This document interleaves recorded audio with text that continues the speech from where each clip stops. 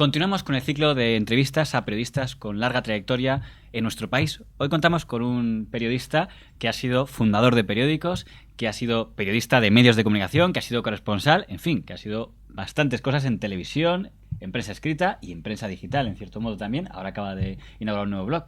Señor Martín Soler, muchas gracias por venir en Periodista Digital, donde sabe que hacía tiempo que queríamos contar con usted. Bueno, yo estoy encantado de estar con vosotros. Me he pasado la vida preguntando, ahora me encantará responder, si las preguntas son fáciles.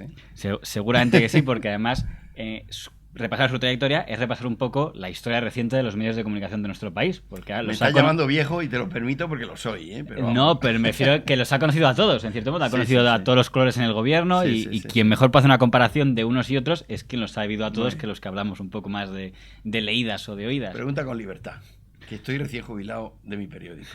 Pues si le parece, empezamos un poco por el orden. Bueno, hay un episodio anecdótico que nos contó un poco aquí el señor Martín Fran y que yo no sabía hasta que me lo comentó por mail, que es que estuvo en el experimento del diario de la mañana, que fue el diario de una sola mañana. Claro, fue mi director, Martín Ferrán.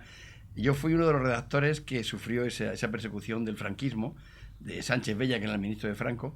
Preparamos el periódico durante 6 meses con una ilusión enorme en nivel. Allí había la flor y nata de la prensa, Yo era el último Mindundi, porque era un jovencillo. Pero allí había gente muy importante, ¿no? Lo sacamos con mucha ilusión y la policía fue detrás de las camionetas recogiendo el periódico. Y nos prohibieron el periódico, salió un día solo, el 31 de diciembre del 68, podía ser, 68 creo que era. Y nada, nos quedamos sin trabajo. El fin de año ese lo pasamos, yo fui al cine. Pasé la noche vieja en un cine tomando las 12 uvas en el cine y vi Irma la Dulce y al día siguiente sin empleo. Hicimos canciones y todo, Me ha sorprendido ver una foto en la que salía la plantilla con... el señor García Peri era el editor. Hoy quizá injustamente olvidado un poco. El doctor García Peri era, un ginecólogo. ¿Por qué que en la España de 1968-69, en la que se podía permitir, digamos, mínimamente, pero un poco de... O sea, ya en esa época ya teóricamente no había censura de prensa y al menos eso nos dicen, no había pues ABC y algunos... previa, desde el 65, 66, la ley del 66... La ley Fraga cambió la censura previa por la censura a posteriori, de alguna forma, lo cual era un poco... Te permitía jugar con la autocensura tuya, pero claro, si te pasabas, la policía te cerraba el gobierno te cerraba el periódico y te arruinaba. Lo raro es que el nivel no dio tiempo, es decir, se podía permitir a lo mejor un poquito de libertad en el ABC o en el Madrid si no te censuraban, pero en el caso de nivel no esperaron ni a que cometieran nada. El primer día. El ministro creo que comentó que Martín Ferrer era un comunista, tú fíjate, pobre Manolo. Llamarle comunista, luego la evolución de toda la vida, moderado, demócrata, sí, pero vamos. ¿Hubo alguna explicación oficial? Ninguna. Dijo el ministro, alguien que me lo contó luego, que España no estaba preparada para esas aventuras tan liberales y nos quedamos sin trabajo. Pero fue una idea muy bonita. Nivel fue un periódico muy, muy bonito y yo aprendí en aquel grupo, en publicaciones controladas de García Peri, aprendí las bases para lanzar luego 20 minutos, como el primer diario que no se vende, el primer diario gratuito. ¿Por qué? Porque en aquel grupo estaba una publicación diaria que se llamaba Noticias Médicas. Lo imprimían todos los días y lo repartían a 50.000 médicos, gratis. Yo decía, ¿y esto, hombre, de qué gana? Claro, de la publicidad.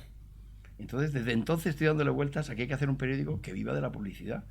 No solo de la publicidad y de la venta de los lectores, o sea, solo de la publicidad. Y realmente Internet y todos los avances técnicos me permitieron poner en marcha el proyecto ya en el año 99. 20 minutos nació en 1999, el 2000. ¿no? La empresa la fundamos en el 99, mi mujer y yo en el sótano de casa, luego buscamos unos inversores, etcétera. Luego contratamos a Arsenio Escolar y a todo el grupo. Nació el 3 de febrero del 2000. 14 años, no está mal, ¿no? Luego le preguntaré... Pero me inspiré allí, en Noticias Médicas, que era gratuito. Pues luego traemos en el tema del 20 minutos, que es uno de los gratuitos que ha sobrevivido ante esta carnicería de medios. El único que ha sobrevivido, y es natural, porque los que nacieron para competir con nosotros, yo creo que no hicieron bien los deberes. Primero, no sabían que se metaban conmigo y con Arsenio. ¿Dónde van? Vamos, invertir en una cosa para competir con nosotros les lleva a la ruina. Pues, se arruinaron los tres. ¿Qué? ADN y Metro. Bueno, y estuvo también, hubo uno que duró poco, que era el Ahora o así, que hizo el señor Ansón, ¿no? Ese no lo conozco. Pues duró poco. Creo que era Ahora, que era para por las tardes gratuito. Qué raro, porque Ansón suele hacer cosas que duran, ¿no? Con Joaquín Vila. Bueno, no sé si es ironía. Lo siento, bueno, pues seguir un poco por orden. Usted estuvo en el diario Arriba entre los años 70 y 71, que coincide con la dirección de don Jaime Canmani. ¿Es casualidad esta coincidencia temporal? O... Sí, el 71. el 70, no, en el 71 estuve. Principio del 71 hasta octubre, que fue cuando empezamos a lanzar, en septiembre-octubre, el cambio de 16. Estuve 8 meses o 9 meses, y efectivamente se llamaba la primavera de Capmany, en aquella época. Jaime Capmany era el director, mi jefe de sección era Enrique Vázquez, un rojo perdido. Enrique Vázquez, que luego sería director de Infantil de Televisión Española. Claro, él fue el que me fichó luego para Televisión Española. Y él estaba en el arriba de Capmany. Claro, era mi jefe. Bueno, yo había sido redactor unos días nada más en Piresa, y mi jefe en Piresa era el padre de Juan Luis Cebrián. Don Vicente Cebrián. Vicente Cebrián, que fue el que me contrató. Y me reclamó Enrique Vázquez, me dijo, en una agencia, mejor aquí en el periódico, que nos hace más falta. Y bajé de piso, desde Piresa bajé a la Riva, y me encantó, la verdad que fue una época muy, muy bonita, muy bonita. ¿Qué imagen tiene de haber estado a las órdenes? Te cuento una anécdota que Sí, no sé si por se ha favor. publicado alguna vez, pero uno de nuestros compañeros en el equipo de internacional de Enrique Vázquez era Vicente Botín, que pese a ese apellido no tiene nada que ver con el banquero, porque es un nombre de banquero muy bueno, ¿no? Botín, fíjate. Pues Vicente Botín era un compañero nuestro, y era Jaime Capmany, le mandó a cubrir las elecciones en Chile. Y ese verano se presentaba en Chile a Salvador Allende. Era en el año 70, claro. 70. Venado del 70 o 71, ya no me acuerdo exactamente. Eran las elecciones de Chile. No. Y en mi mesa yo encontraba cada mañana un sobre cerrado para Vicente Botín, y al día siguiente otro sobre, y había muchos sobres allí. Y yo decía, oye, ¿esto es que se lo guardamos? Bueno, pues se lo guardamos. Y claro, al cabo de un tiempo aquello olía mal. Y ya eran muchos sobres, ¿no? Y algunos estaban secos, pero otros no estaban secos. De modo que dijimos, vamos a abrirlo, va a ser que sea una broma pesada. Lo abrimos y eran las crónicas de Vicente Botín en el Arriba, publicadas sobre las elecciones de Allende. Se habían limpiado el culo con ellas. Estaban llenas de pegotes de mierda, envueltas y puestas ahí encima. Ese era el ambiente de tolerancia que había. Era un compañero, porque obviamente era alguien del periódico que lo había recortado, se había limpiado el culo con la crónica de mi amigo Botín, y me la ponía encima de la mesa. Madre. Bueno, se habla de que había como dos sensibilidades en el arriba, ¿no? Digamos, los que estaban más en la actualidad y los que se habían quedado anclados en los años 30-40, que decían que te veían con el cinto y la pistola. Era muy interesante. La redacción de la Arriba te demuestra un poco la evolución de este país también. Los que vencieron en la guerra civil, cuando yo entré en la Arriba, ya eran viejos. Estaban a punto de jubilarse. Eran los vencedores, eran pésimos periodistas. No habían hecho nunca el periodismo, eran pues, fieles al franquismo, a la Falange, al movimiento nacional. Eran convencidos o no, pero algunos eran oportunistas y otros eran convencidos, pero eran muy, muy mayores. Entonces lo que Capmany hizo fue ir fichando jóvenes de la escuela de periodismo o tal. Tío Fernando Ónega. ¿Cómo está ahí? Coincidimos un montón. Pablo Sebastián, Antoñito Iborra, otro rojo. Era comunista. Bueno, ahí estábamos los falangistas por un lado y los rojos por otro. Yo nunca he estado en ningún partido político, aunque soy un poco de izquierdas, si se puede decir, que es un poco embarazada, ¿no? Pero nunca he estado en ningún partido político. Quiero ser libre para poder criticarlos a todos. Pero vamos, siempre he votado a la izquierda, aunque solo he trabajado con el gobierno de Suárez, a las órdenes de Abril, en los tiempos de la transición. ¿Y qué imagen tiene por terminar con esta etapa de periodistas a sus órdenes como don Vicente Cebrián o don Jaime Capmany? Si tuviera que hacer un perfil de esa etapa como directores. Hombre, estos dos eran, dentro del régimen franquista, pues eran de los aperturistas. El hecho de que Vicente Cebrián me contratara a mí, iba vestido de soldado, ¿eh? Yo fui a pedir trabajo, diciendo que no ganaba suficiente para mantener a mi mujer, estaba ya casado. Y se apiadó de mí, me dio de soldado y tal, me dio un trabajo allí. Me preguntó si sabía de tribunales y dije que es de lo que más sabía, ¿no? Y había estudiado un poco de derecho cuando hacía política, pero nada más. Y Capmany, pues me aceptó allí también, un joven, pues todavía no teníamos ningún currículum. Y había un montón de rojos. Te decía que había los viejos falangistas y los nuevos eran casi todos de izquierdas. Eran un poco las dos Españas, ¿no? En el Arriba. Y la convivencia, quitando la anécdota del que se limpiaba el culo con las crónicas de Vicente Botín, la convivencia no era mala, ¿eh? Hacíamos risas. Un día me acuerdo que Gómez Tello me dijo, bueno, José, ya sabes de lo que vas a escribir hoy, ¿no? Me imagino que ya tendrás preparado el reportaje. Digo, pues no sé qué día es. Es el aniversario del muro de Berlín. Digo, yo no tenía ni idea. Digo, pues no me acordaba. Ponte a hacer... Como Tello decían que llevaba pistola, no sé si usted le puede... A él no se la vi, a otros sí. Otros sí llevaban y ponían la pistola. A José Luis Gómez Tello, y conmigo fue muy cariñoso, siempre, ¿no? Y no le vi yo la pistola, ¿no? Pero sí me acuerdo que me dijo, ¿sabes lo primero que hice cuando llegué a Rusia con la División Azul? Pues no, José. Me bajé los pantalones y me cagué allí. O sea, que esa es un poco la atmósfera. Y me acuerdo que había un coronel, que era muy simpático, un coronel que escribía artículos y en Internacional yo le cortaba. Cuando sobraba, claro, yo era el currito que cortaba para que ajustara la página en el taller. Y le corté un párrafo que sobraba, ¿no? Al final. Luego se lo he cortado también a Camilo José Cela y a mucha gente. Si se pasan hay que cortar. Y llegó el tío, hecho una furia. ¿Quién me ha cortado el artículo? Y yo era un soldado, yo era un coronel. Y me había dejado yo el gorro y tal, y la chaqueta allí de eso. Me puse firme, a la orden de Usía, mi coronel. Cumplía con mi deber al cortar ese... Y ya no se atrevió. ¡Descanse! No dijo más. Era un ambiente así. Parecía ridículo, parecía de Almodóvar. Hoy lo vemos ¿no? y nos suena como teatral, pero claro. Pero es así, es así. La linotipia era de plomo. Caían las líneas de plomo y ajustábamos en la platina, ajustábamos la página con plomo. O sea que yo he pasado de la linotipia de plomo al periodismo digital, como vosotros. Fíjate qué moderno soy. El señor Camani diría, por cierto, que a él le echaron de arriba por rojo. Se lo ha contado su hijo, o sea, no porque lo Hombre, rojo no era. Era, digamos, aperturista. Pero que veía que los jóvenes íbamos avanzando y los viejos estaban en retirada. De hecho, hay gente de 60 años y luego éramos gente de 20. Entre 20 y 60 no había nadie, porque era un desierto. La dictadura era un desierto intelectual, un desierto periodístico. Y, de hecho, cuando murió Franco, pues, ¿quiénes están en el periodismo? Los que éramos jovencillos entonces. Que sí, que han estado hasta ayer todavía al frente, ¿no? No, yo creo que estos... hombre, Cebrián me debe llevar 3 o 4 años mayor que yo, pero este era joven en esa época. Esta es la generación... Su padre se retiró y entró él, ¿no? Pero sí, hay un vacío en el periodismo. Para nosotros fue fantástico porque tuvimos una gran oportunidad. Pasarme yo de económicas a periodismo en aquel momento fue una gran elección porque había un vacío de 40 años de periodistas. Entonces me ha permitido estar en el machito, digamos, hasta ahora. Fíjate. Menos mal que ya me he ido. No, y lo que le queda, dirá alguno. ¿En qué momento se metió en el proyecto de fundar Cambio 16 con don Juan Tomás de Salas? Pues estaba yo de periodista precisamente en el Arriba, vestido de soldado, y todavía estaba haciendo la mili, ¿eh? O sea que para poder trabajar en el Arriba tuve que pedir un permiso especial a mi coronel, el coronel Alemani en el Ministerio del Ejército, para que me liberara de las guardias, porque si no, no podía ir a trabajar por las tardes al periódico. Hacía el Internacional, que era por la tarde. Y el truco que me funcionó muy bien es que, bueno, antes que fundar Cambio 16 y Doblón y El Sol y todo eso, yo fundé una revista que se llamaba Cornetín, que esa no la he puesto en mi currículum. Ese no lo sabe nadie, esto es una exclusiva. Creo que Plaza y algún otro periodista habían intentado hacer algo antes. Le dije a mi coronel, la compañía de honores del Ministerio del Ejército tiene que tener una revista y ser ejemplo para que lo vean todas las compañías del Ejército Español. Dice, sí, pero no tenemos dinero. Digo, ¿quién habla de dinero? Yo hablo de una revista gratuita. Fíjate, ahí hay otro antecedente. Sí, al 20 minutos. Del 20 minutos. Una revista gratuita. Yo le propongo a Usía que me libere de las guardias y yo le hago la revista gratis. Hombre, gratis. Sí. Necesito que libere también de guardias a un tío que luego fue director de la Caixa. Un tío muy, muy bueno que había, compañero mío, un vendedor estupendo. Venga, nos liberó de guardias. Entonces yo hacía la revista, el contenido editorial de Cornetín, y mi compañero, el de la Caixa, iba por los proveedores del ejército a pedir publicidad.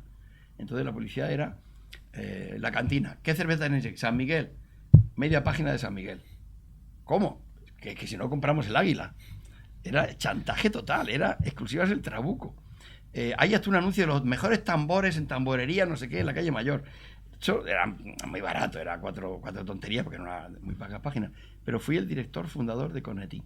Entonces, estando en el Arriba, yo ya sabía que me tenía que ir de España, me tenía que ir de allí, había pasado una mili muy mala en la isla de las Palomas, en un batallón de aislamiento por cosas de la universidad y tal, por lo que fuera.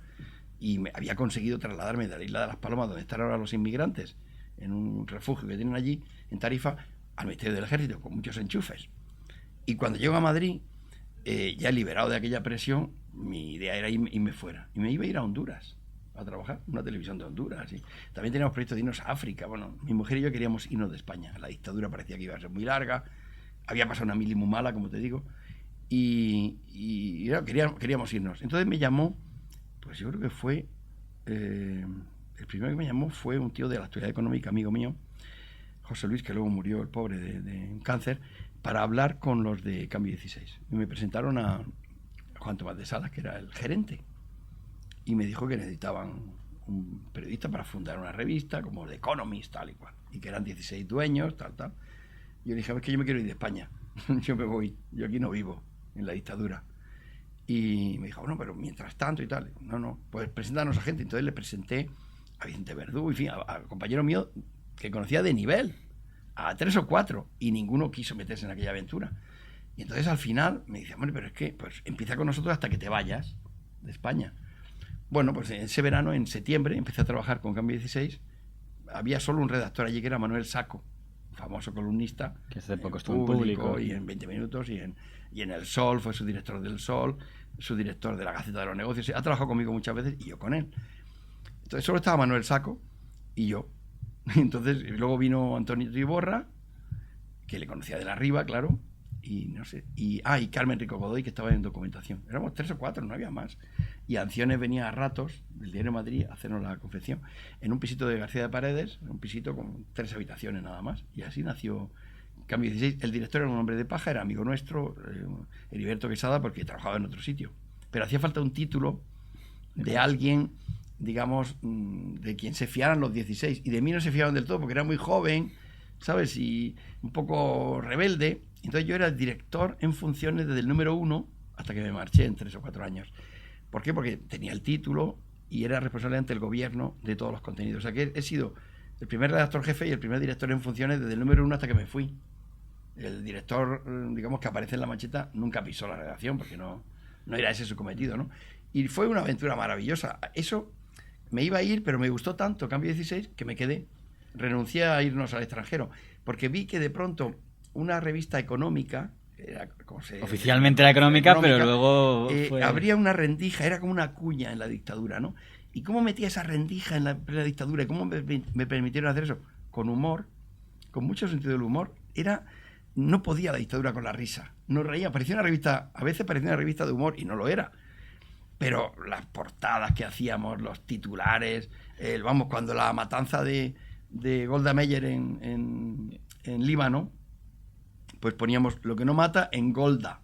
Claro, parecía de coña, ¿no? Nos faltaba ilustraciones para la pera limonera y poníamos una pera en grande y poníamos la repera. O sea, yo he visto una imagen que a lo mejor no esté, pero contra Emilio Romero y Torcuato en Luca de Tena, dibujados como niños pequeños diciendo se han mosqueado, y salían como niños enrabietados. Por ejemplo, nos atrevimos a publicar una caricatura del príncipe. El príncipe de España entonces, que en aquel momento, el futuro rey y tal, jamás había hecho una caricatura de nadie, pero en la portada le dije, Ortuño, venga, una caricatura. Y está el príncipe con una napia borbónica y tal, y le pusimos un globito como si fuera un tebeo, y ponía Europa sí. Bueno, esa revista me la querían secuestrar. El director general de prensa de Franco me la quería y me llamó. Esa revista no se puede distribuir, porque llevábamos los 10 ejemplares antes de repartirlo, lo llevábamos al ministerio para el sello. No se puede repartir. ¿Cómo se te ocurre poner al príncipe, el heredero del trono, así tal?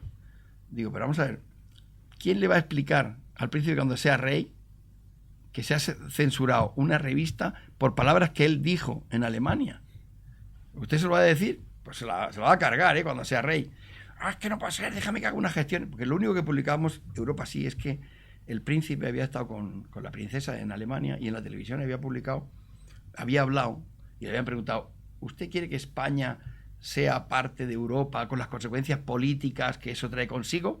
Y él dijo, yes, I do. Sí, quiero. Como si fuera un matrimonio.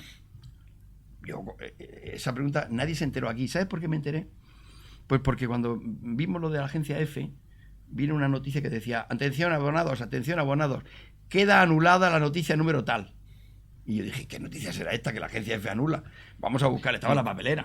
Nadie había. Dieron la pista visita de los príncipes a Alemania. Ya ves tú qué interés tenía para Cambio 16. La visita de los príncipes a Alemania, aburridísimo. La habíamos tirado a la papelera sin leer. Y entonces queda anulada buscándola. Y entonces encontré. La censura daba la pista. Sí, y decía, entrevista del príncipe en ZF, no sé qué, de Alemania, tal. Pues no decía nada, ¿no? Llamé al corresponsal de la televisión alemana en España, Michael Vermergen, me acuerdo, Vermeer, y le digo, oye, Michael, ¿qué ha pasado con esto? Que ha prohibido a F que demos la noticia, vamos, la ha anulado. No me digas, tal, sí. Digo, pero hice yo la entrevista y tal, y está estupenda, y no sé qué. ¿Y de qué hablo? Pues de esto. Y también le pregunté, y me comentó lo de Europa. Digo, ¿cómo? ¿Que preguntaron por entrar en Europa? Esto te hablo del año 72, sería, o algo así, pleno franquismo duro. Y dice, sí. Digo, ¿me puedes mandar la pregunta y la respuesta? Sí, hombre, sí. Entonces me la tradujo al Español. Y la dio Cambio 16. Y la di yo, claro. Y entonces, pues la portada, Europa sí. Creo que el rey tenía la portada puesta en su despacho, fíjate tú, enmarcada durante un tiempo. O sea que fue un golpe. Secuestraron la revista, pero luego la dejaron repartir. Porque no se atrevieron a secuestrar al príncipe. Claro, pero cosas de estas hacíamos maravillas. Pues la primera foto de Marciano Camacho la publiqué yo en Cambio 16. Pero hay algo que no entiendo. ¿Por qué decidió usted separarse? O no sé si fue decisión suya, a lo mejor fue cosa que el señor García Pérez se le ofreció, para fundar otra revista que alguien puede decir que era muy similar y que cuando iba a competir con Cambio 16. Sí, es verdad, lo explico claramente. Cambio tuvo mucho éxito. A los 3 años, nació en el 71, en octubre, septiembre-octubre. En el año 73 matan a Carrero Blanco y entonces llega al gobierno con Arias Navarro Pío Cabanillas, el ayudante de Fraga, que había sido ayudante de Fraga con Franco. Bueno, entonces muere Carrero Blanco, llega Arias y Pío Cabanillas, que está ligado a Fraga, y Fraga estaba ligado en cierto modo a Cambio 16 a través de Seara y algunos otros. En cambio había desde Fraga hasta comunistas. Era como el país, el arco entero parlamentario. Era muy buena idea de transición, ¿no? Para tener todo el arco y había cierta tolerancia. De hecho, el presidente era Seara, González Seara, ¿no? Que luego sería de un ministro con Suárez, ¿no? Sí, sí, perfectamente. Yo le veo todavía. Nos reunimos entre la Asociación de Amigos de la Transición, nos reunimos a comer una vez al mes y le veo mayor, pero lúcido. Y entonces Pío Cabanillas concedió permiso por primera vez a Cambio 16 para que fuera una revista de información general. O sea, no solo de información económica. Solo decíamos de economía y sociedad. Y en sociedad metíamos laboral. Economía es empresa. Empresa son trabajadores y empresarios. Y trabajadores son sindicatos. Ahí no metíamos en política. Con comisiones, con todo. Entonces, cuando fíjate si era próximo Pío Cabanillas a ese nuevo Cambio 16, que vendía unos 30.000 ejemplares, que nosotros le llamamos Pío 16. Vamos a llamar, hombre, Pío 16, está, qué bien, como que hemos ganado, ¿no? Y Juan Sala decía el señor de Londres, no mencionaba el nombre de Fraga en vano, decía el señor de Londres, que era el embajador. Entonces yo en aquel ambiente digo, oye, pues hemos hecho una revista muy bonita, con un público económico y ilustrado y tal, y ellos querían hacer una revista general, que seguramente fue un éxito, porque llegó a 500.000 de ejemplares. Mi posición era decir, bueno, ¿por qué no mantenemos Cambio 16 económica, como está, economía de empresas, y hacemos una nueva política, como tenemos el permiso, y vamos a por todas, ¿no? Los dueños, y Juan Salas en particular, pues quisieron jugarse todos los cartuchos allí, ¿no? Todo en Cambio 16, hacer la política, ¿no? Y acertaron seguramente porque... Pero claro, a mí ¿qué me pasaba? Que pues yo era un poco rojo entonces, a mí me gustaba... Yo mandaba en la revista durante 3 años, hacía y deshacía, de acuerdo con los dueños, naturalmente, y los 16 y tal, pero yo era el que hacía y deshacía la revista.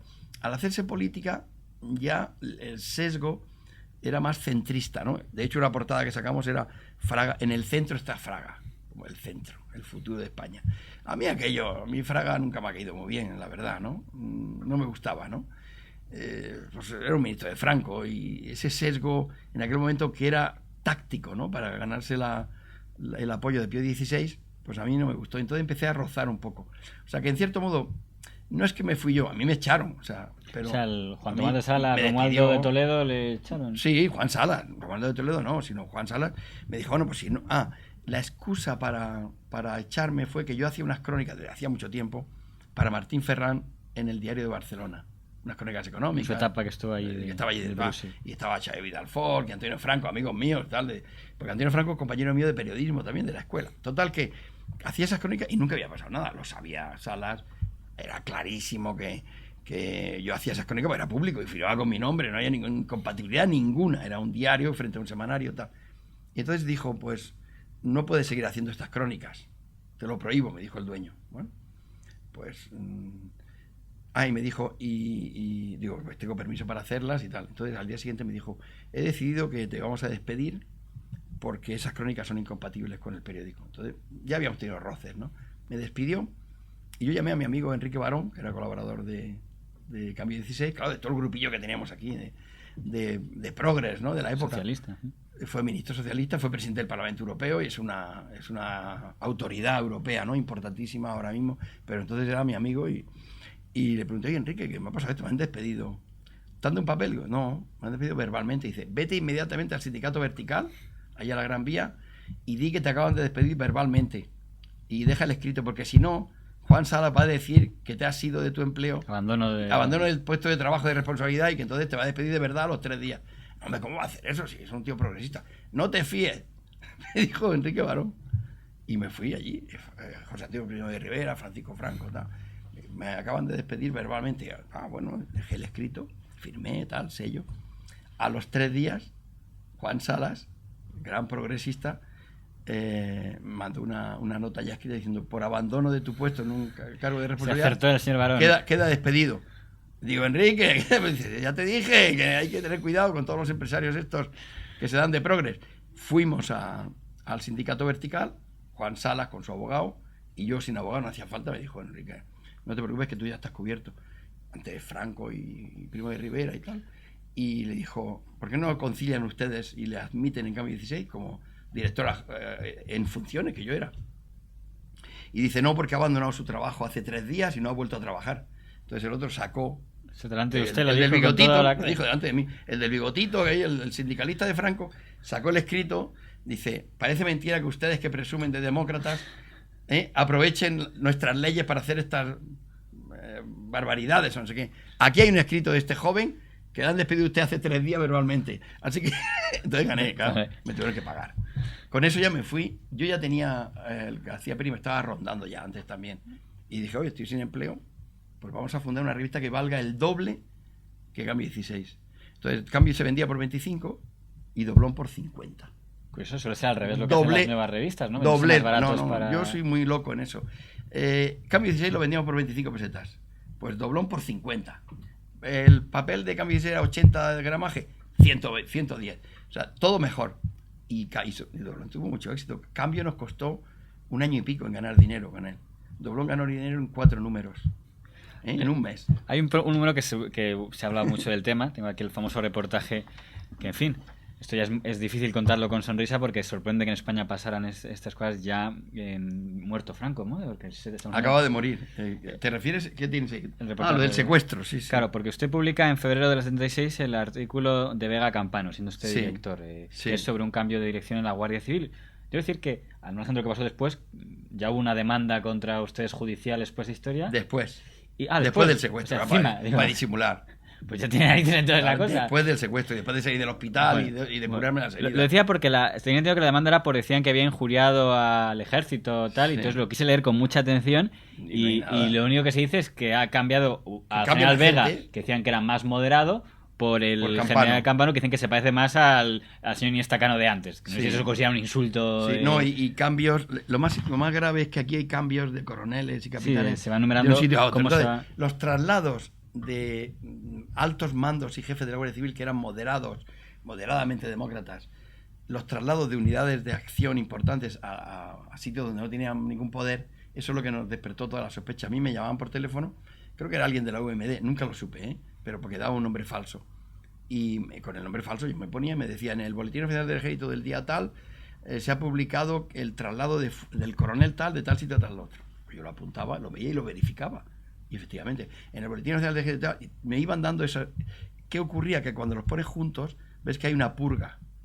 El cambio de Vega a Campano fue para que Campano, esto se hizo en tiempos de Franco vivo todavía, fue el último nombramiento del Consejo de Ministros de Franco. General Campano lo que fue quitando a toda la gente que podía ser más aperturista.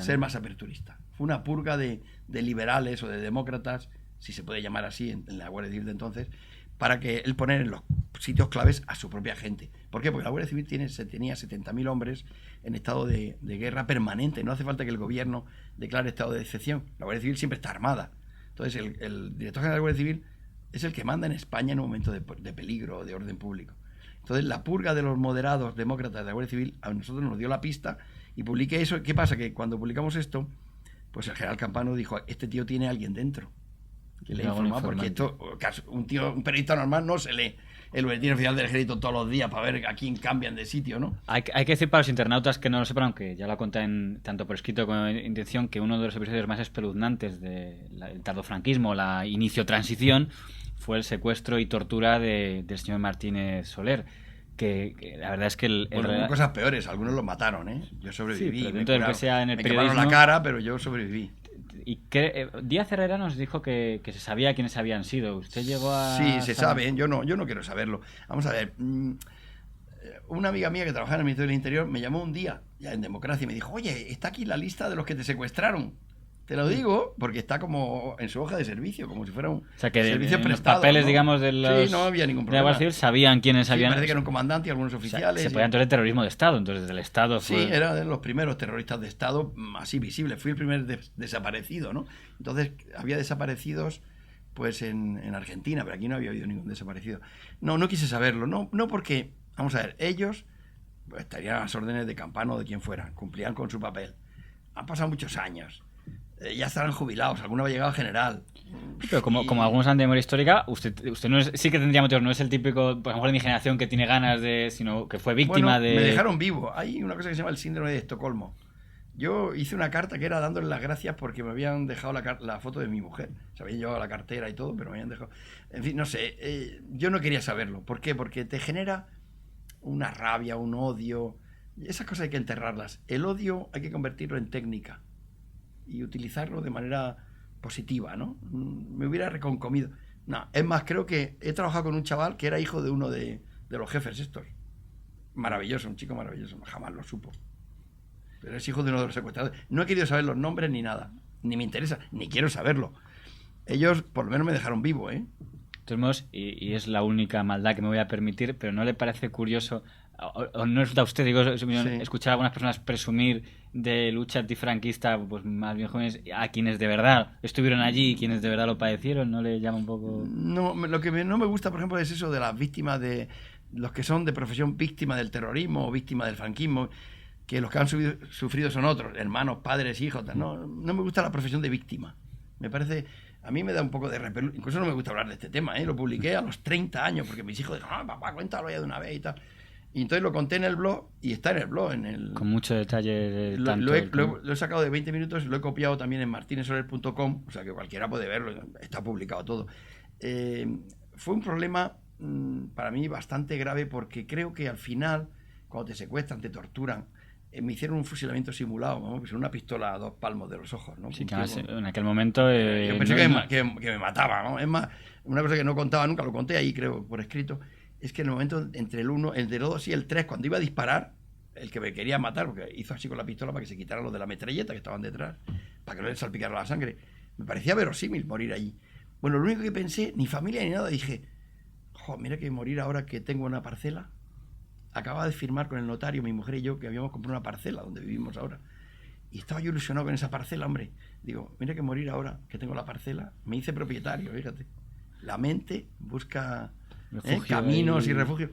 No le guardo más rencor que, bueno, me hicieron una putada, me quemaron la cara, pero también el médico que me atendió en el hospital de Quemaduras, de la calle Lisboa, estaba en el quirófano arreglándome la cara y me dijo, qué suerte tiene usted, Martínez Soler. Y digo, yo recién secuestrado.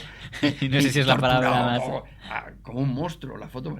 Dice, aquí con el ojo... Bueno, esto que tiene usted aquí, dice esto, las actrices de Hollywood pagarían millones, porque estos va a tener 6 o 7 peeling.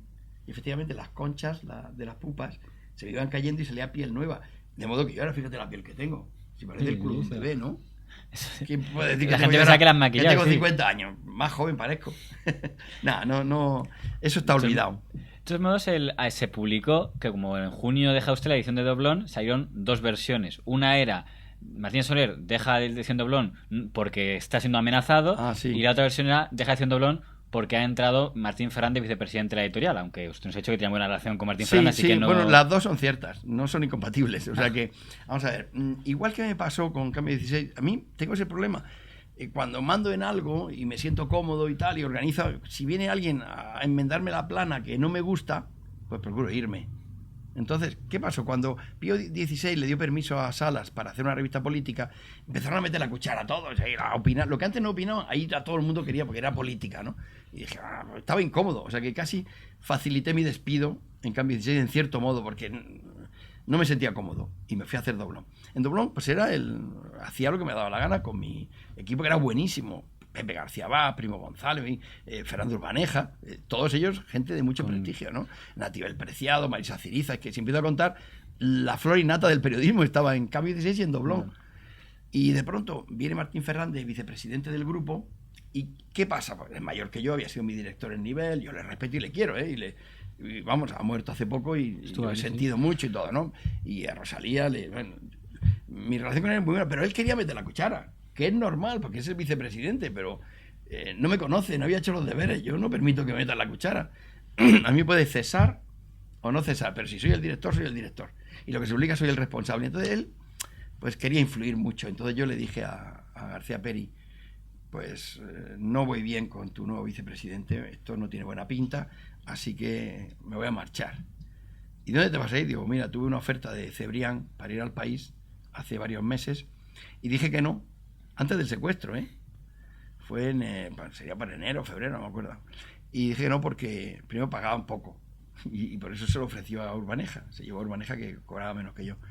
Digo, pero ahora no estoy cómodo y a lo mejor me voy al país y con Julio Alonso a preparar el dominical y tal, ¿no? De hecho estuve trabajando, no en nómina, pero preparando el dominical con él en mi casa, 2, 3 semanas, un mes, en ese momento, en mayo, junio, por ahí, antes del verano del 76. Yo con la cara todavía llena de heridas, ¿no? Y me dijo, me acuerdo que dijo Martín Fernández, me dijo Peri, hombre, no me hagas esto, porque yo, si tú hubieras querido, tú hubieras sido el vicepresidente. Digo, yo no valgo para empresario, a mí me gusta hacer esto, pero dile a este hombre que me deje tranquilo. Pero que si quiere publicar sus cosas, tiene que ser con mi...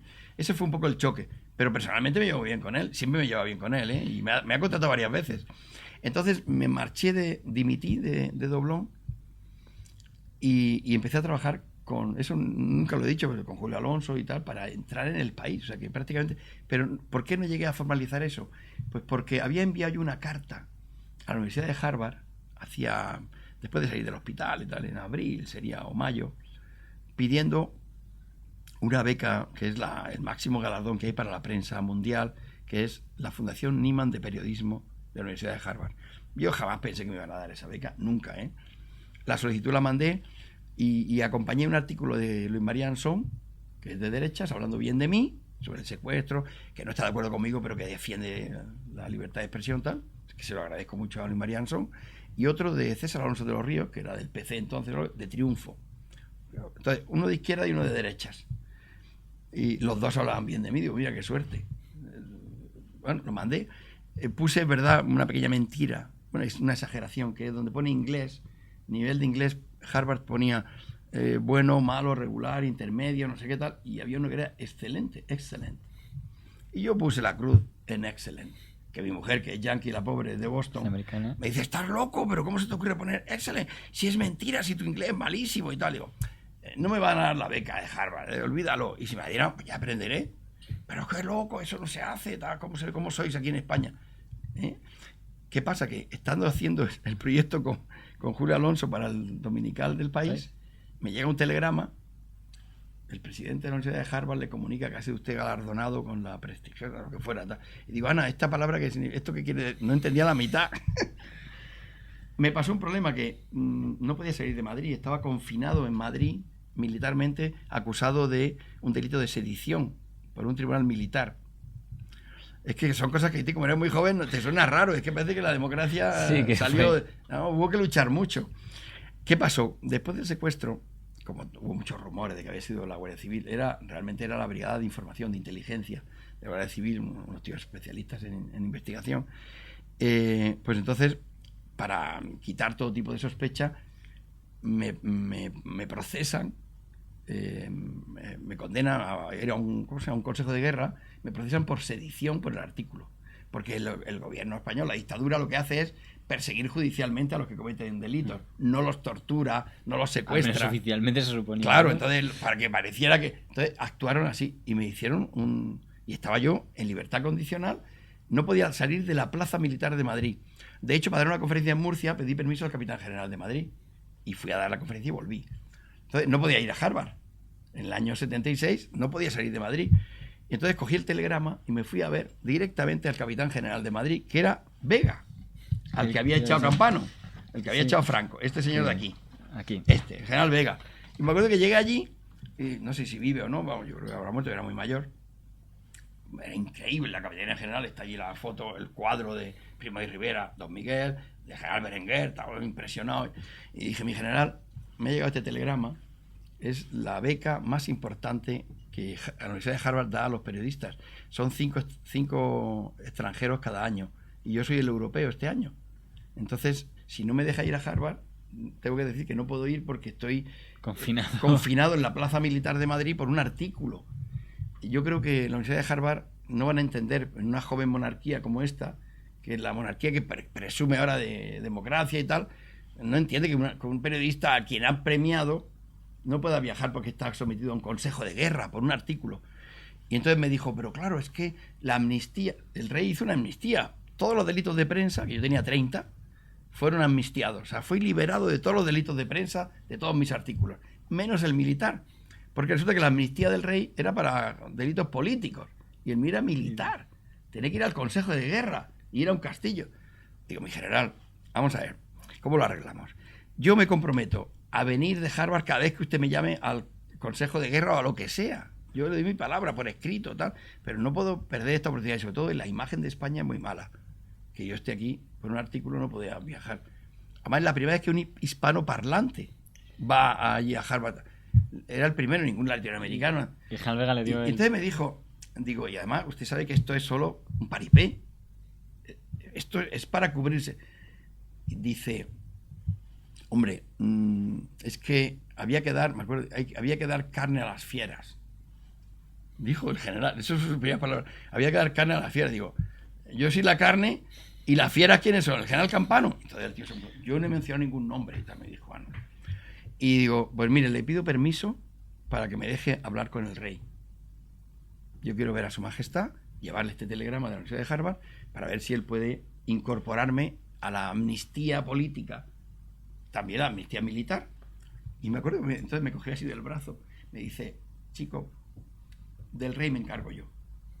Como es. Bueno, no tienes que hacer nada, no te preocupes. Lo que sí te pido es que me escribas un artículo, una solicitud dirigida a mí, la tengo, el excelentísimo capitán general, diciendo esto él traduce el telegrama y diciendo lo de la tal, y bueno, ya veremos lo que podemos hacer. Tengo la carta, no sé si la he publicado alguna vez, pero la tengo en casa. Entonces, al cabo de 2 semanas o 3, llaman por teléfono a mi casa y mi mujer, yo estaba aprendiendo inglés.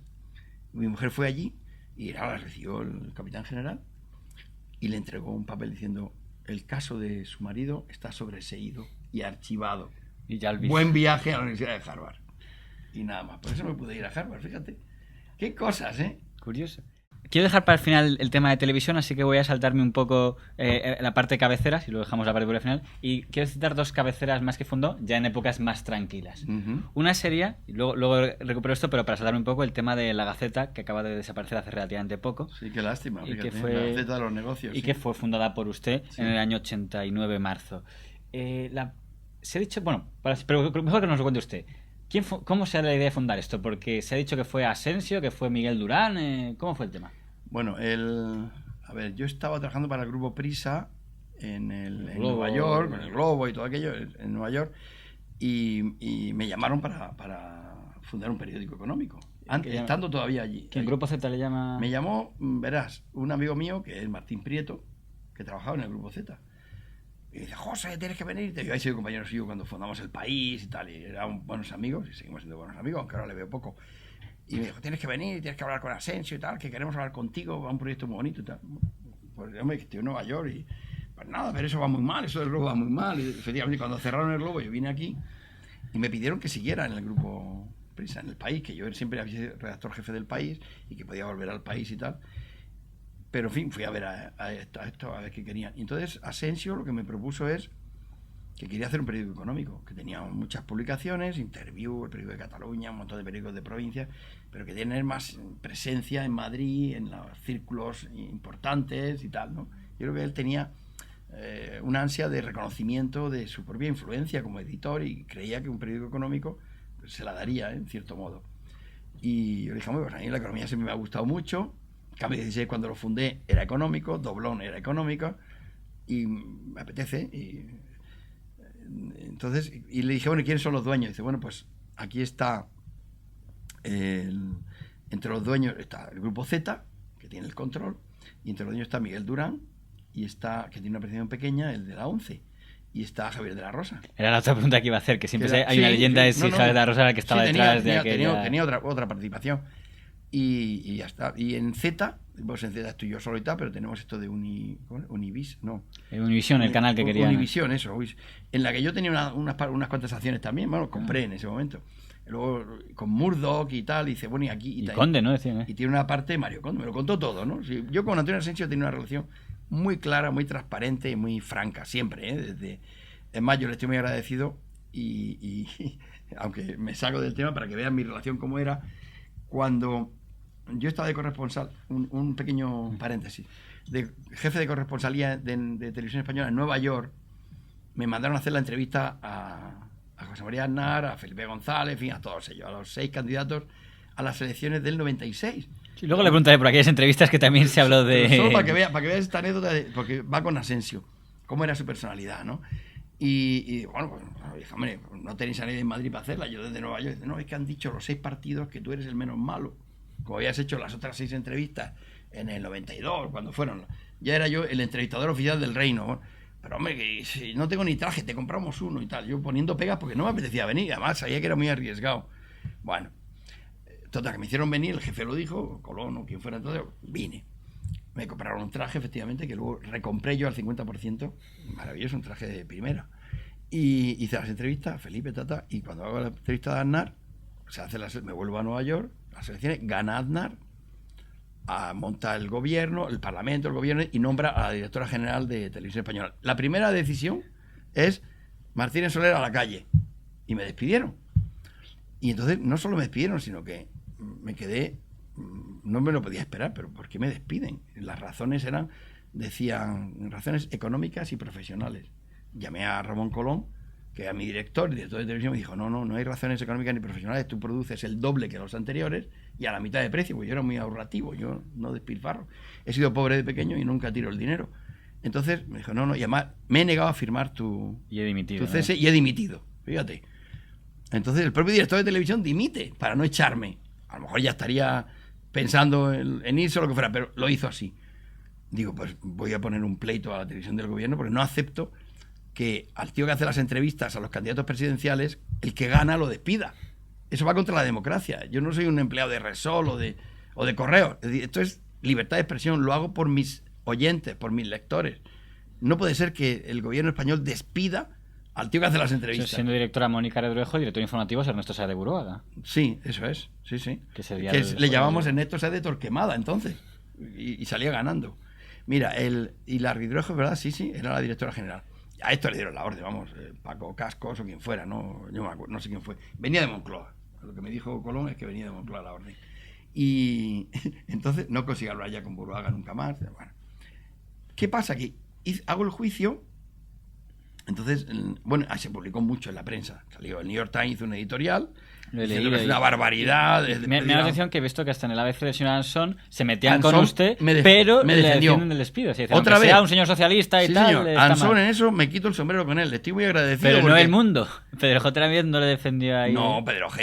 estaba con Aznar, hombre. Estaba con Aznar todo el tiempo. Porque tengo aquí la nota, o sea, se va a contar después, Pedro pero ya que lo he sacado. Pedro J. hizo una campaña parece que estaba muy contento con su salida, el de la señora San Pedro y los demás. Pedro J. estaba feliz por mi marcha, pero no por eso. Siempre hay una cosa personal en estas cosas. Sí, pero eso no lo comentaré. Eso, bueno, él estaba. Luego, si hay tiempo, lo comentaré. No, pero a lo que iba de Asensio. Entonces, de pronto, se armó un follón mundial, tal. Los de la Universidad de Harvard publican. El presidente de la Fundación de Periodismo de Harvard manda una carta al rey. Bueno, un lío tremendo.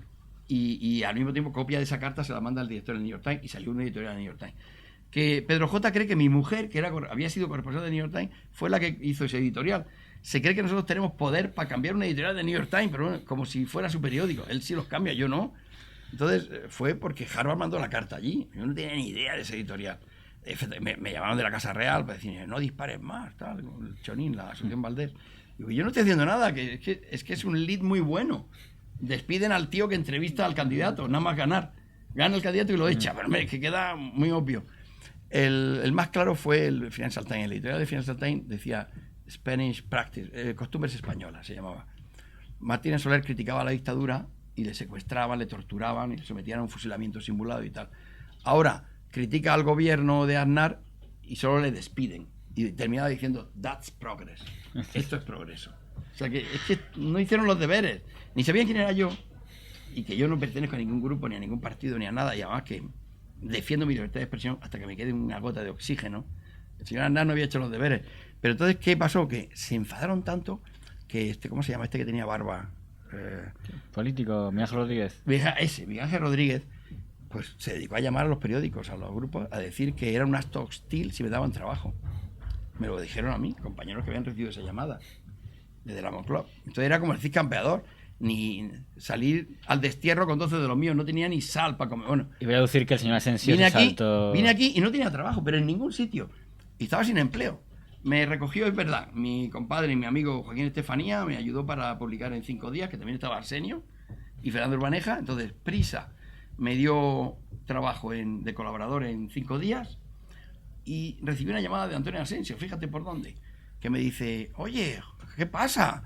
¿Qué te ha pasado con Aznar? Y pues ya ves que no solo me han despedido, sino que, por lo visto, no tengo trabajo en ningún sitio, porque la Moncloa ha dado instrucciones de que se vería como un acto hostil al gobierno si me dan empleo. Y no tengo nadie que me apoye, como no tengo ningún partido político, ni ninguna iglesia, ni ninguna secta, pues aquí estoy, Antonio, sin trabajo. Dice, pues mira, yo te llamo porque me han dado un mensaje de la Moncloa para que no te dé empleo, para que no te contratemos, vaya. Digo, ¿y me llamas para eso? Claro, para decirte en qué periódico quieres trabajar. O sea que el tío se portó como un caballero. Y me dijo, te va a llamar Antonio Franco, el director del periódico, para ver cómo lo arregla y tal. Y dice, hombre, al principio firma con algún seudónimo y tal, y luego ya... Pero vamos, al poco tiempo firmé con mi nombre, ¿eh? Y estuve muchos años firmando en el periódico de Cataluña. Pero si tenía usted buena relación con el señor Asensio, ¿por qué sale de la Gaceta de los Negocios? Porque fue... No, entonces, Asensio, yo con ella tenía muy buena relación. Eso fue en el año 96. Sí. Claro, retrocedamos al 89. Ahora volvemos a antes.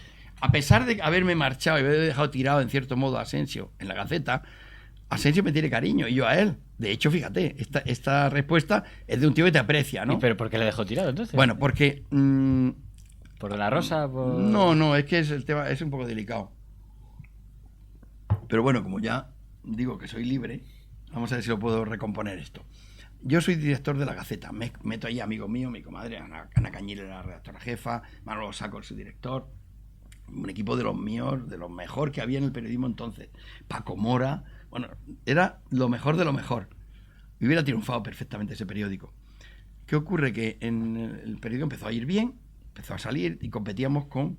De hecho, nada más sacar el periódico nosotros, Prisa compró 5 días. Le dio un ataque de pánico. Y el pobre Juan Salas, que estaba ya en las últimas, sacó La Economía 16.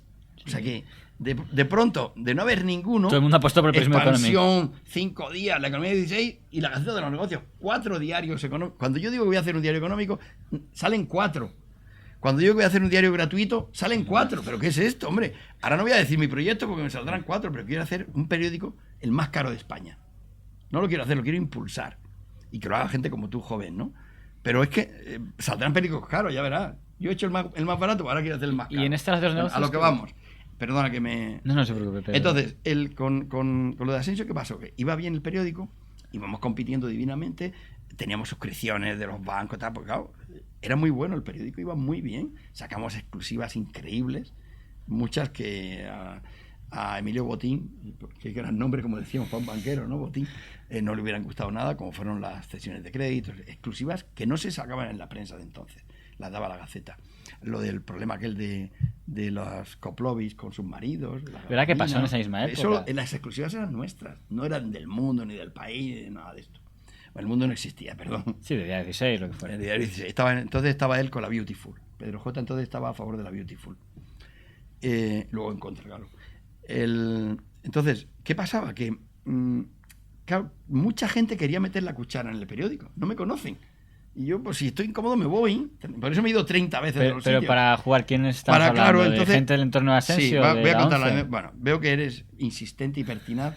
Así que, bueno, este chico es la leche. Bueno, lo contaré. Es que me recuerdas cuando yo tenía tu edad, que era un coñazo yo preguntando también. Bueno, perdón, era un coñazo. Bueno, un día me llega la noticia de que Mario Conde, que tenía participación en Univisión, con lo de Murdo y todo aquello, tenía no sé cuánto era, o iba a poner dinero en no sé cuántos millones para lanzar la televisión de Asensio.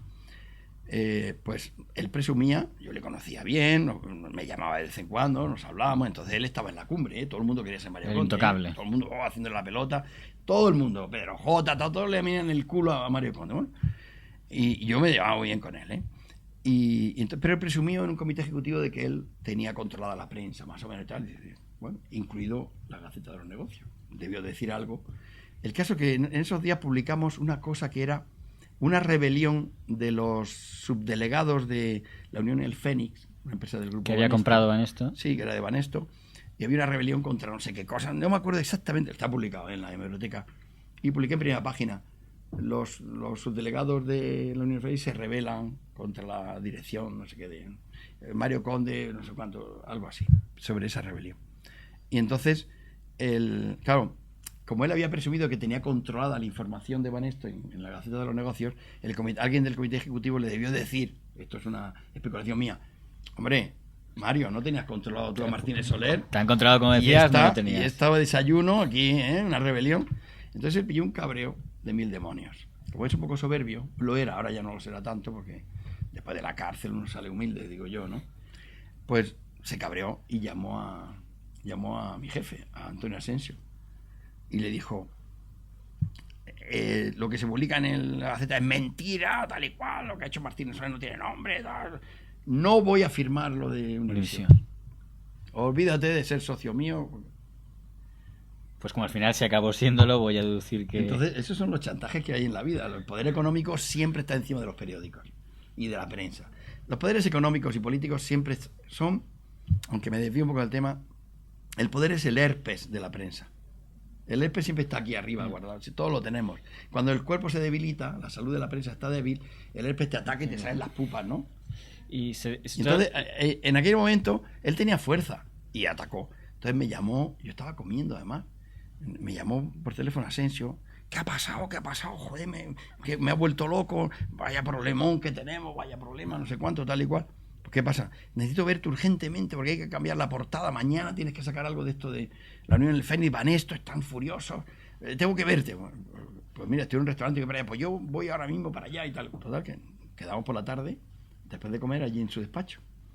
Llego allí y dices, que vamos, me ha dicho, porque por teléfono no me lo dijo, me ha dicho que no va a ser socio si no arreglamos esto. Me hundes el proyecto.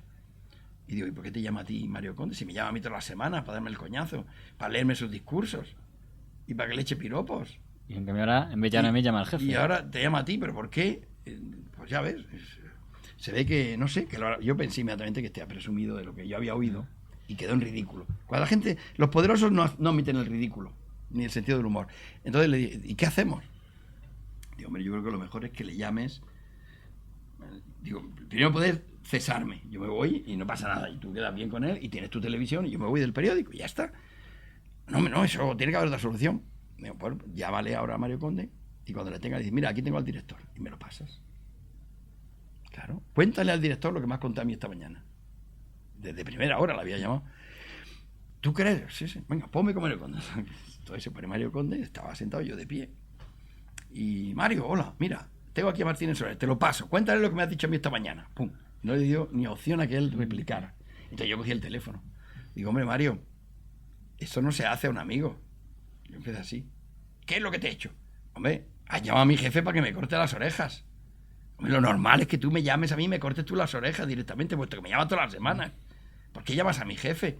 Eso es extorsión, vamos, eso a mí me parece que no es digno de ti. Sobre todo si crees que tienes razón en esto. Es que lo que te has publicado es infame. Me has montado una revolución. Y además es todo falso. Dije, mira, yo llevo muchos años de periodista y no me gusta publicar nada falso. La persona que ha hecho esta información es de solvencia total, es de mi confianza. Está súper comprobado, pero en fin, puedo cometer errores. Entonces, mira, tengo papel y lápiz aquí. Dime cuál de los hechos que se dicen aquí es falso y yo lo rectifico. De 1000 amores. Mario Conde dice, yo no quiero intervenir ahí, eso es el Mansilla o no sé qué, bueno, quien sea, que diga, Félix Mansilla, quien fuera, alguien que me diga, no consigo decirme qué había de falso, porque todo era verdadero, todo era cierto. Le había molestado el titular, la forma. Pero pudo haberse solucionado en ese momento y no se solucionó. Sí, más o menos lo que viene a decir, bueno, pues le diré a Mansilla que te mande una carta y tal y cual, bla, bla. Y entonces ya, y colgó. y fue a la ampliación de capital aquella. No pasó. En aquel momento, ese fue el primer choque. A partir de ahí se sucedieron muchos más, de todo tipo. De todo tipo. Cuando publicamos lo de por ejemplo, y no falto a la, ¿cómo se llama esto? Al secreto profesional, pero que son cosas ya públicas, ¿no? Se publicó lo de las Coplovis, pues también recibí algunas llamadas, ¿no? Para que cambiara la información. Empezó a ser el periódico, en lugar de darle apoyo social y económico y político a Antonio Asensio, empezó a ser un problema para él. Porque es que le pedían que cambiara las portadas. Yo le decía, Antonio, no cambies la portada porque entonces te das demasiado poder y te obligarán a cambiar todas. Di que hay un loco ahí que se llama Martínez Soler que no admite cambiar las portadas. Y me hizo mucho caso muchas veces, y eso pero fue lo que llevó usted a abandonar el proyecto. Era un poco difícil. La verdad que la presión sobre la Gaceta era muy fuerte de todos los poderes. Y entonces me vino una oferta del Sol. Que es el otro es el proyecto en el que yo había participado hacía años. Que usted fundó. Con un amigo mío, además, con un gran amigo mío que era Pedro Higuera. Y entonces le dije, Antonio, aquí no nos vamos a entender, y me marché. Es verdad que lo dejé tirado, pero tenía mis razones, ¿sabes? Porque veía que no tenía futuro yo con ese proyecto. El Diario El Sol podría haber sido la alternativa al País por el lado, digamos, del centro-izquierda, ¿no? Frente a una mayoría de centro-derecha en la prensa de Madrid. Ese era mi proyecto. Pero también duró 50 días en la dirección, que es, yo creo, el récord... Más, porque duró un año porque tuve que montar la redacción. Claro, desde que salió comprar el el solar en Illescas, montar la imprenta, comprar las máquinas, contratar... No, estuve un año, pero es verdad que como director en la calle, que estuve, no sé, 2 meses, ¿no? Apenas. 55 días El o 14 de abril, que es el día de la Revolución Francesa, fue cuando me despidió el dueño. Claro, aquí también hay dudas de qué pasó, porque la gente dice, para un mandato tan cortito, dirán, ¿tendrá algo que ver con que Pedro Higuera, consejero delegado, salió una semana antes sí, tiene y que entró ver, Pedro de Vega, que es quien decían sí. que era, esto lo dijo Miguel Ángel Aguilar, que era el brazo ejecutor de Alfonso Guerra? Dice, bueno, eso no sé es que Miguel Ángel es muy gracioso. Miguel Ángel siempre habla con su punto de ironía, de humor y de sarcasmo. Pero sí, hombre, Pedro Vega era claramente un hombre de Alfonso Guerra. Bueno, él decía que era un hombre de Alfonso Guerra. ¿Y qué tenía contra usted? No, pero no fue eso exactamente la causa. Es más complicado. El Sol era un proyecto muy bonito y hubiera sido... El mundo no existiría si el Sol hubiera muerto, ¿no? Es la verdad, porque era un proyecto precioso para sustituir al país. ¿Qué había pasado? El país en los últimos años le dejó el hueco al mundo. Y nos hubiera dejado el hueco a nosotros, al Sol. ¿Por qué? Porque cuando vino de Filesa y todo aquello, y los GAL, no sacaba las cosas. Las tenía, pero no las sacaba. Para proteger al gobierno socialista o lo que fuera. Entonces aprovechó Pedro J., que es muy listo, otra cosa no, pero listo es, y astuto, y fue a por todas. Pero si el país hubiera dado la información normal, como un New York Times, como un periódico de prestigio, de postín, y hubiera aguantado, pues el mundo no existiría. Pero nosotros sí hubiéramos sido la alternativa al país, porque era un país más joven. Y yo con el país tengo una relación buena, que a mí me gusta el país. ¿Y qué soy pasó porque suscriptor, pero de pago. ¿Qué pasó? Porque no se puede hablar que era una empresa débil. Ya es una empresa fuerte. No, la empresa era fuerte. ¿Por qué a usted le echaron tan pronto? La empresa era fuerte. Pues hubo un problema ahí. A ver cómo lo puedo explicar, porque es difícil. Para mí incluso... Hay una versión que se ha dado, lo digo porque se lo he publicado, que era porque usted había pedido que echaran del consejo editorial a Lázaro Carreter y a Pedro de Vega. Eso lo he leído, si no me equivoco, en el ABC. A Lázaro no. A Pedro de Vega sí, claro. Esa fue la causa final, ¿no? Hombre, Pedro de Vega venía y también todos quieren meter la cuchara en el periódico, es normal. Y yo no soy un tío raro ni fanático. Yo dejo siempre negocio, hago de moderador permanente con todos los dueños de todos los periódicos que yo he fundado. Me ha ido muy bien siempre en ese sentido. Pero cuando... ¿cómo se llama este? Germán Sánchez Ruiz Pérez nombra vicepresidente del grupo a Pedro de Vega. Pedro de Vega estaba en el consejo editorial a mis órdenes. Yo era el director del periódico. Entonces él podía hacer editoriales como Lázaro Carretero, como el propio Miguel Ángel Aguilar, que siempre es una gloria tenerle, ¿no? Porque te partes de risa con él, y otros más, ¿no? E incluso Pepe Sevilla estuvo en alguna ocasión allí y otros más. Entonces, cuando nombran le dije, mira, presidente, el hecho de que Pedro de Vega, conocido guerrista en aquel momento, según él, yo no sé, yo tengo un aprecio muy grande por Alfonso Guerra, o sea que no tengo en eso, él no intervino para nada. Era la personalidad de Pedro de Vega, sea el vicepresidente, quiere decir que muy bien, yo reporto a él como director, si tú no estás, le reporto a él, porque es mi jefe. Ahora, lo que no puede ser, Germán, es que él esté en el consejo editorial discutiendo todos los temas de la línea editorial del periódico bajo mi presidencia, porque yo presido el consejo editorial, lo dirijo yo. Y entonces que él, que es mi jefe, sea mi empleado. O sea, lo que no comprendo es que pueda ser mi jefe y mi empleado a la vez. Déjale de vicepresidente, yo le informo de todo lo que se habla en el consejo editorial, con total lealtad, y ya está. Pero él no puede encargar los artículos ni colocar a sus amigos. Y don Germán lo interpretó como un o él o yo. ¿Pero cómo? ¿Cómo me dices esto? ¿Pero qué tienes tú contra Pedro, que ha sido amigo mío de la infancia? Bueno, Germán no tenía las ideas muy claras sobre qué era la prensa. No os comprendo a los periodistas. No, pues es muy fácil. Yo no puedo ser empleado de él y jefe de él. Es que no es compatible, porque no puede ser. Es como tener a mi jefe de espía por debajo. Es que, y si hundió el sol. Claro, entonces, pues si es así, no voy a echar a Pedro de Vega del Consejo Editorial, pues tendrás que echarme a mí. Pues aquí está. Y entonces al día siguiente me dio el cheque. Un montón de dinero, además. Y digo, pero si yo no quiero este... Dice, tú lo has hecho para llevarte este dinero. Digo, no, mira, desde que se fue Pedro de Vega, desde que echaste a Pedro de Vega, ha habido un asalto al contenido editorial del periódico. Tu mujer, que se mete con lo que se publica de los gays, o no sé la qué. fecha de Pedro de Higuera y todo. Y Pedro Higuera era mi... Yo estaba en una torre. Y Pedro Higuera era la muralla que me defendía de todo. Era muy amigo mío, un tipo fantástico, un tipo íntegro y genial, de verdad, que si hubiera estado... No está vivo ahora, pero si hubiera estado vivo, hubiera hecho otro proyecto con él. Y ni el mundo ni el país estarían como están ahora, ¿eh? Uno con el PSOE y otro con el PP. Habríamos hecho un gran periódico, pero Pedro murió y bueno. Pero el hecho de que despidieran a Pedro, claro, fue la primera muralla que cayó. El siguiente era yo. Venían a por mí y creyeron que yo iba a permitir aquella... Era un... Y al pobre Germán es que le liaron. Él no entendía mucho de prensa. Él quería ser Polanco. Pero dije, no en 10 días. Como Pons, póngase guapo en 10 días. Polanco hay que serlo en más tiempo. Entonces, pues nada, me despidió y me marché. Me marché a América, además.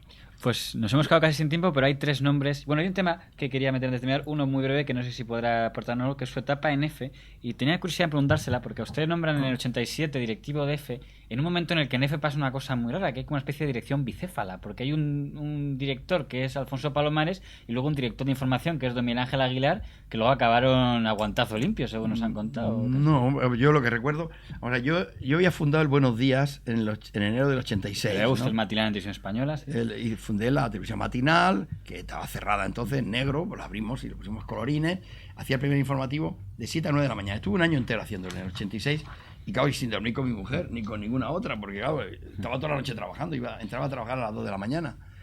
Y cuando terminé con el proyecto de Buenos Días, me llamó, no había terminado, a final del año 86, me llamó Alfonso Palomares. Que era el sí, que era el presidente, y me dijo, oye, tienes que venirte para acá, que esto va a ser la revolución de la agencia de EFE. Yo efectivamente no tenía empleo, me iba a marchar voluntariamente hubiera podido seguir en televisión en otra cosa, ¿no? Con Pilar Miró y tal, pero la etapa de Buenos Días yo no podía estar más de un año sin dormir. Era horrorosa. Aguanté un año por pura vanidad, porque salía en la tele y la viejecilla me conocía, me daban besos por la calle. Pero era horroroso, pero muy bonito el programa y un equipo fantástico. Fue una etapa feliz de mi vida aquella. Pero la vanidad no da para tanto. Yo quería dormir y ver a mis niños y eso. Entonces me marché a la agencia EFE de director de EFE Nacional. Yo no recuerdo que hubiera bicefalia, ¿no? Porque yo me llevo muy bien con Miguel Ángel Aguilar, porque me encanta hablar con él. Es amigo mío, hemos estado de toda la vida juntos, ¿no? Y o sea, que esa pelea, digamos, entre Palomares y Aguilar, usted no la fue vio. posterior, ¿no? Yo no la vi. Además, nos reíamos muchísimo. Además, decíamos, la movida está en F, decíamos entonces. Hay que mover el hilo, sacudir el hilo de Wire, ¿no? Y que se mueva y tal. Y hicimos muchas cosas en esos 7, 8 meses. Lo que pasa es que en aquel momento, por razones personales, es verdad, mi suegro tenía un cáncer, le descubrieron un cáncer. Entonces mi mujer quería ir a América. Y dije, mandarme de corresponsal a América, a Washington, a Nueva York, lo que sea, de la agencia EFE, dejó de ser director de Nacional, porque mi mujer quiere irse a América. Hombre, las cosas personales no pueden influir en la empresa. Dije, pues buscaré un empleo para alguien que me mande a América, porque se va a morir mi suegro y mi mujer quiere verle y tal. Y entonces me llamó Eduardo San Martín. Para el Globo. Para el Globo. Me dijo, ay, ¿quieres ir a América? Sí, pues te mandamos a Nueva York. Pues, y feliz. Pues antes de terminar, hay 3 nombres sobre el que no me necesito preguntar brevemente para que me digas su impresión como alguien que les ha coincidido o ha tratado con ellos. El primero sería, de los tres los ha mencionado ya. Uno sería Luis María Ansón, que le dedicó portadas tan bonitas qué como portada, esta, qué portada. que está incluido ahí como el eje del mal. Bueno, esta no la tengo, me tenéis que dar una copia. Vergüenza nacional, aquí estoy. Calviño, este es Sopena, ¿no? Porque no se ve. Sí. Ramón Colón, Martínez Soler, José Martínez, Julio de Benito y Francisco Caparrós. Todos amigos míos. Pues, ¿qué opinión usted que ha tratado mucho a señor Sony, que le tenía tanto cariño? Le tengo cariño, sí, no, esto es gracioso. Vamos a ver, yo lo vi, no sé por qué era. ¿Por qué publicó esto? No me acuerdo. Decían que el español estaba atacando al ABC por... alguna crítica que se hizo al ABC. Bueno, al auténtico. Bueno, vamos, yo me lo tomé a broma, ¿no? Porque esto es una portada que es como las que publicaría el Mercurio en la época de Pinochet, para decir, estos son los malos que hay que detener, ¿no? Parece un pasquín, ¿no? Sí, no se busca, ¿no? Guante. Se busca, parece igual. Entonces, bueno, yo mi foto ahí, lo único que hice fue, en el periódico de Cataluña, mandé un artículo al día siguiente, que lo tengo en casa en algún sitio, porque mi madre estaba preocupada. Me dijo, hijo mío, me han dicho que estás en el ABC. Dios mío, ¿qué ha pasado? Como diciendo, este se ha metido en otro lío, otro secuestro, ¿no? Poco menos, ¿no? Porque esto fue en el año, ¿qué año es esto? En el 85, fíjate. Estaba yo de director del telediario. Fue mucho antes que El Sol y que todo eso, en el 85, madre mía. Pues entonces hice un artículo que se titulaba, me acuerdo, Dios mío, mi hijo en ABC. Que era por ese que había Ese dicho. fue mi artículo, y contando que de coña, porque no tiene mayor importancia. Yo le sigo teniendo cariño a María Ansón. Él lo hizo para defender su ABC de lo que... Me acuerdo que, por ejemplo, al anterior director de informativos, que era Enrique Vázquez, el que me contrató a mí, publicó que era una espía, ¿no? que era espía del KGB. Del KGB, lo he leído. Y cuando se marchó Enrique Vázquez de la dirección de informativos, publicó un artículo precioso que decía, descubierto al fin, ceso. De risa, ¿no? Pero no tiene mayor importancia. Los otros dos nombres uno era Juan Luis Cebrián, usted que conoció a los que algunos dirían el Juan Luis Cebrián auténtico, que era el director del País, también ha conocido al directivo. ¿Qué balance hace de Juan Luis Cebrián? Bueno, eso tiene que hacerlo él, ¿no? Polanco y Cebrián. Eso es cuando había una guerra de accionistas en... Pues estaba usted allí, porque usted entonces era redactor jefe de Economía. Sí, me acuerdo perfectamente, sí. Pues no me gusta hablar de los colegas así, mejor que hablen ellos de sí mismos, ¿no? Pero pues a mí, si quiere, como jefe... lo mejor que puedo decir de él es que me ha contratado 3 o 4 veces. O sea, que debe ser un tío listo. Me ha contratado 3 o 4 veces. Y me iba. Y me volvía a contratar. Y me iba. Y me volvía. Digo, pero mira, yo feliz. Por comparar con los episodios que ha contado usted de Asensio Germán, él no era intervencionista o se dejaba someter... Hombre, Cebrián es el director del País. Excepto en la etapa en que mi compadre Joaquín Estefanía fue director, él siempre ha sido director. El único director que ha dimitido allí creo que ha sido Estefanía, ¿no? Y el único que en los consejos dice algo suele ser Joaquín Estefanía, ¿no? Que tiene una personalidad fuerte, que tiene autoritas, ¿no? Se podría decir, digamos, que ese fue el único momento en el que hubo un director que, como a usted no le gustaba que le metieran cuchara... Dimitió y se marchó, y siguió en el País, siguió con la Escuela de Periodismo. Yo creo que hace tiempo que no hablo con él, pero vamos, yo le quiero mucho. Yo creo que pues tanto Severio como, ¿cómo se llama este? Javier Moreno y este nuevo, que son muy buena gente todos ellos, el Caño. Antonio Caño. Son muy buenos, pero Cebrián con ellos es director. A ver cómo... Con Caño no se puede decir, a lo mejor Caño quiere ejercer de director. En ese caso chocará con Cebrián en 4 o 5 años. Y el último nombre que le quería preguntar es don Pedro J. Ramírez, que me ha dicho antes que le unían muchos lazos con este hombre. Ay, pobre Pedro J., qué malo debe estar pasando. Como acaba de salir de la dirección... que aún no se baja de la nube. No, es un Va a coger una entrevista creo que la semana que viene. Es un tipo muy interesante. A mí me parece que es un tipo de Shakespeare, ¿eh? A mí me encanta, porque es de los que suben y bajan, ¿no? Suben a los cielos y bajan a los infiernos. Es un personaje muy complejo. Yo creo que es un gran político y un mal periodista. Yo eso sí lo tengo muy claro. Porque yo creo que publica cosas, no es que mienta, pero exagera, de manera que utiliza a sus lectores, los manipula, y no es el tipo de periodismo que a mí me gusta, el que él hace. Yo creo que con él no hubiera aguantado ni 3 días. Y tengo gente, amigos míos, que sí trabajan con él y que le celebran, ¿eh? O sea, que dicen que es magnífico director y tal. Yo no, con él de director no hubiera aguantado. Con Cebrián he aguantado muchos años, ¿eh? Claro que me he ido 3 veces y me ha vuelto a contratar. Me decían, no te vayas, que ya no te contrato nunca más. Esto no es un tren que se para aquí, te bajas, lo coges. Digo, no digas esto en público, Juan Luis, porque queda fatal cuando me vuelvas a contratar. Y efectivamente me volví a contratar, o sea que no puedo quejarme de un tío que me ha contratado tantas veces, ¿no? Soy el único que se ha ido del país 3 o 4 veces. Pero con el mundo no me iría nunca porque no me contratarían jamás. Yo creo que con Pedro J. no le tendría de director. No me gusta la forma que tiene de trabajar. Es muy político. Yo creo que puede hacer carrera política y echar a ganarle al propio Aznar, ¿eh? Yo creo que es un poco tipo Mussolini, que fue periodista y luego se hizo jefe de gobierno. Puede ser jefe de gobierno, el que nos falta para una cosa populista, ¿no? Ojo con él, ¿eh? Que tiene más peligro que una caja de bombas. Pues señor Martí Soler, ha sido un placer tenerle por aquí. Sabe que el periodismo de medios a veces tiende un poco a la conspiración y no a lo mejor mañana nos encontramos con que alguien dice que usted ha salido 20 minutos porque le han hecho un envolvente al senio y los suecos. Me he ido voluntariamente porque he cumplido 67 años y ya lo dije hace tiempo que a los 67 yo creo que ya tengo derecho a descansar un poco. Pero no le quitaron la empresa a los suecos a usted, nada. No, la vendimos a los noruegos. La vendimos voluntariamente. He cambiado de nacionalidad los dueños. No, hombre, es que mi mujer es medio noruega y mi suegra... Le pregunté a mi suegra y dice, ni se te ocurra vender solo a los suecos, solo a los noruegos. Bueno, que ya era noruega. No, me he ido feliz y he estado feliz. Me hicieron una despedida preciosa con Cordero ahí en Almunia. El presidente, vino el anterior presidente desde Oslo para la despedida.